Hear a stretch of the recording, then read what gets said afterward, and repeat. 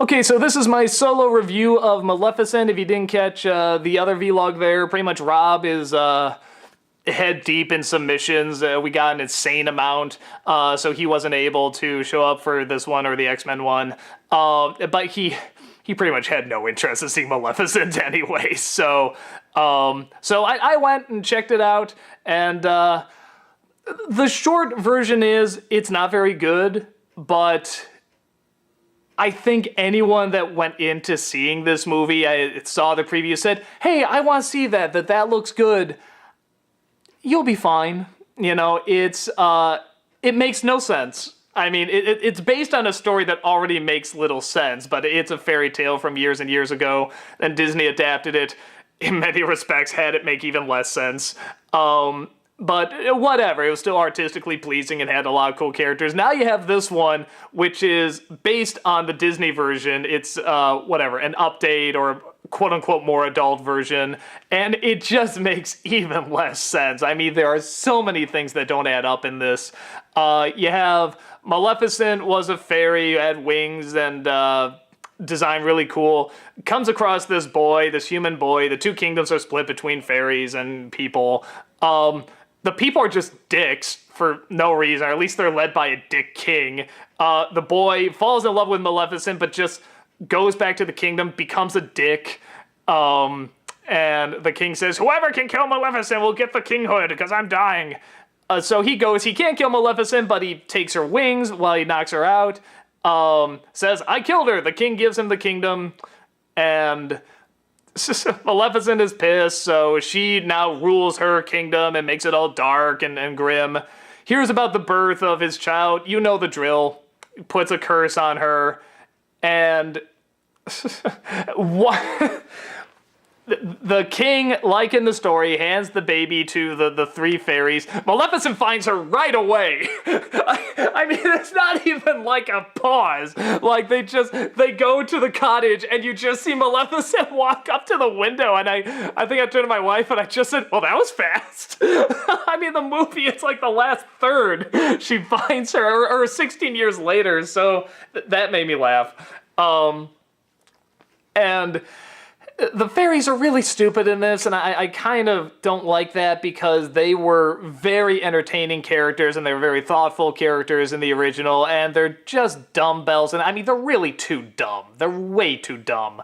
And they're half the time when they're fairies, they're CG, and it's not needed. The CG in this movie looks really... It doesn't look bad, it looks fake. It looks really unbelievably fake.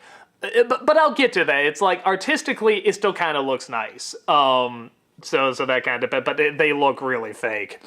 And Maleficent, because the fairies are so dumb, I mean, that really is the reason, is practically raising the baby. Which, I don't get it. I don't get why she's watching it. She's pretty much trolling them, like she'll just make it rain inside. The fairies never question it. They're pretty much the Three Stooges. They'll just like pull each other's hair and go, oh, it's really demeaning. If you like the fairies at all from the original Disney film, you're gonna be really pissed off. So Maleficent practically raises this baby. I mean, like, stuff like she's walking off a cliff and the fairies don't see it, so Maleficent catches her and I mean, they're doing the Wicked route. I think most people going in know that, where she's not gonna be all bad. In fact, she's not even gonna really be that bad. And years pass and she grows up into Aurora. Played by, I guess, a Fanning sister, who I'll give real credit for is not that bad, because this is not a well-written character. This is just a happy-go, like, oh, everything is enchanted here, birds fly on my hands and tweet. I mean, she's written like that, but she plays it well. She is actually a very happy, very, interesting to watch actress, honestly, and I like too that even she's very good looking, but she's not like a damn, anything like that. I mean, she's an above average person, looking person, but it's like her personality, just shines through and makes her this really sort of interesting, beautiful character in a strange way. So I give her a lot of credit to that actress. I think she did a very good job with nothing, and she really pulled this through. So I give her a lot of credit for that. So she grows up, thinks Maleficent is her fairy godmother, which is cute. I dig that. Of course, Maleficent forms a friendship with her. She tries to take the curse away, but she can't. And if I go any more past that, I mean, we'll be getting into spoilers. A lot of it follows the traditional story, except pretty obviously Maleficent is gonna be, still be the good person throughout the whole thing. And the king... This king is a really bad actor. I'm sorry, the guy that got to play the king, first off, and I hate talking like this, but his voice is ridiculous. It's a really bad voice, and I'll put on the writing too. He's not well written. He's set up to be a very interesting character, but it's all sort of sidelined and he's just kind of a dick now, and he's just kind of crazy now, and he's got this really, really thick Scotch accent, this really, really high-pitched voice, and if you have I don't know, something about the combination of all the things that went into this guy did not work, and there's a lot of eccentric performances out there that can still, even out. Bryan Cranston in Godzilla is very eccentric and very over the top, but it evens out. I mean, it works it out very well. This does not, and I was just laughing every time he's on screen. And I'm really sorry. I feel bad for saying that, but he's laughably bad. But again, he's not written very well either. So there is kind of that. And yeah, so it pretty much makes no sense whatsoever. My thought is that anyone who wants to see this movie, though, sees Maleficent. Ooh, maybe Maleficent's a good person. Maybe there's sort of this more to the story that I never thought of whenever. And I just want to see a fairy tale. I want to see a pretty landscape and magic and romance and kissing. It's fine if you're just looking for that and you're pretty lenient. Because there is a part of me it's not getting good reviews. I mean, not getting destroyed, but it's not getting very good reviews, and I see why. But a part of me is like, it's not that bad. I mean, again, if you want to look at it from logic-wise, and the effects look totally fake, but it's a freaking fairy tale, and I think the people who want to see this, who would want to see this movie, probably get what they're looking for fine. I think they would really dislike the three fairies. I think that's the one thing they'd probably be pissed off at. But I think everything else is totally serviceable. It's a very nice looking movie. The designs are very nice for the most part. You get one or two characters, like the big eyes are like the whoop, and you kind of roll your eyes and say, okay. But like the design of Maleficent is great. Angelina Jolie looks great as Maleficent. I think this whole movie was made just to get cool shots of Maleficent, because there's like a dozen. There's a dozen that I'm like, well, that one should go in the trailer. That should go in the trailer. There's a ton. She looks the part. I'll get to her performance in a second. Let me just wrap up about the rest of the movie here. So I think it's something where there are people that just want to go see a movie and they just want to see a fairy tale. They just want to see something, really magical, or has magic, I should say, and romantic elements.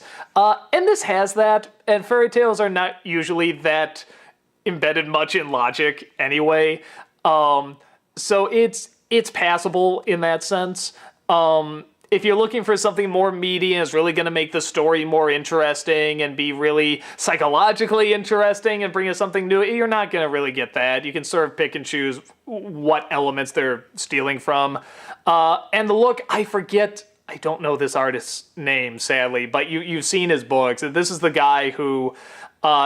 his artwork is mainly just fairies. He'll do good-looking fairies and bad fairies and ugly fairies and pretty fairies. And I want to say it was maybe even used in The Dark Crystal. I'm not sure. I could be wrong about that. I mean, don't quote me on this stuff. But it has that feel to it. Maybe the guy's the designer. I don't know. And I'm so sorry I don't know the name. But I'm sure people are going to tell me in the comments. But it has that look to it, and it's nice, and it's a little different from sort of traditional Disney stuff. But it's also mixed in with, like I said, you got the big, dopey-eyed, toad people or whatever, and the really, cutesy wootsy fairies, the three fairies and stuff. So, I mean, there's all the Disneyisms in there, too.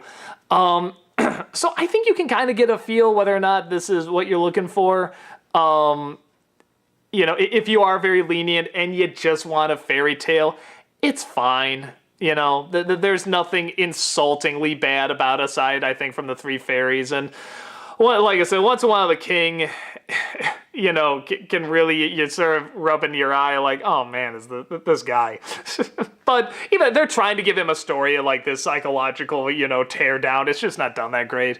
Angelina Jolie, it's funny because for years I've heard people say, at least critics, say, oh, she's awful. She is just so bad and so terrible. And I didn't get it. I didn't really get what they were talking about. Because I would see her in a movie, I'd just be like, fine. I mean, nothing really stands out, but, it's okay. And I realized that was the thing. I was trying to think, what's an Angelina Jolie performance where I said, that was really good. Like, that really stuck out. And she was like, oh my God, I was so invested in what was going on with her because it was just so unbelievable. I can't think of one. She is a totally serviceable actress, and that's really about it. I don't know if that counts as terrible because it's like, we've seen terrible, okay? We've seen really bad acting. I mean, my job, and I think a lot of other critics too, I mean, you see a lot of bad actresses, not like, oh, I don't know if I totally believe the person or got sucked in. No, I mean like, how did you get out of high school with that acting? How did you do a school play with that acting? So I don't think she's that, but I do see what people are talking about with that whole thing. I think she definitely has the look, and that's not just the makeup, or the CG or anything. I mean like, a good maybe half of her delivery and just her, just her sort of glares and stuff like that. And I know the effects they do. I know makeup. I know CG, Photoshop and stuff. It's not just that. I think she actually does get off some legitimately good stares. She has one or two well-read cold lines. I like when she brings this bird, turns this bird into a boy pretty much to do her bidding. And there's something really cool about it. Just she talked very quick, very fast. What did they call you and stuff? I mean, it was like very affirmative, very, very cool. And it's like, okay, like some of this she's doing very well. None of it's like horrible. So when she screams, it's like, okay, I'm not buying that at all. I renounce the curse. It's like, no, I'm not buying it. But it's not horrible. It's not terrible. But if you like her in other films, you'll like her fine in this. If you're not a fan of her, this isn't going to sway you. But I don't know. I'm glad I saw it because there was enough cool things in how it visually looked that I did enjoy that. And like I said, it's not that the CG looks real. It looks unbelievably fake, but it's very stylized and very nice looking, and it was just creative enough for me. So I'm glad I saw it, even though I know it's technically not a good movie. And like I said, if you're just looking for a bit of romance, kind of a touching story with some magic and you're just really lenient, you're not looking for plot threads or good, like you're not going to nitpick performances and stuff. I mean, that's what I do. It's a living, I mean, it is my living. It is just always how I've seen films. But when you get to the good ones, it's even greater. But yeah, if you're just very laid back, want to see a fairy tale and aren't too picky, it's fine, I don't think anything in there is going to especially piss you off. But if you're looking for something much deeper and interesting, bring something new, you're probably not going to get it here. So that's my guess.